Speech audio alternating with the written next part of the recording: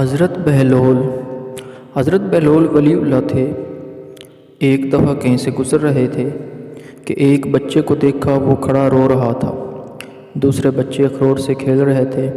انہوں نے سمجھا اس کے پاس اخروٹ نہیں، اس لیے رو رہا ہے، میں اس کو لے کر دیتا ہوں۔ انہوں نے کہا، بیٹا رو نہیں، میں تجھے اخروٹ لے کر دیتا ہوں، تو بھی کھیل۔ اس بچے نے کہا، بہلول، کیا ہم دنیا میں کھیلنے آئے ہیں؟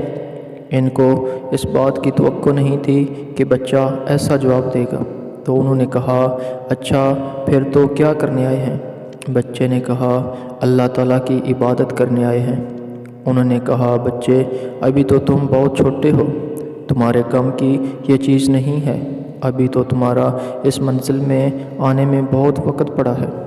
تو اس نے کہا، ارے بہلول، مجھے دھوکہ نہ دے، میں نے اپنی ماں کو دیکھا ہے، وہ صبح جب آگ جلاتی ہے تو پہلے چھوٹی لکڑیوں سے جلاتی ہے اور پھر بعد میں بڑی لکڑیاں رکھتی ہے، اس لیے مجھے ڈر ہے کہیں دوزخ مجھ سے نہ جلائی جائے اور میرے اوپر بڑوں کو نہ ڈالا جائے۔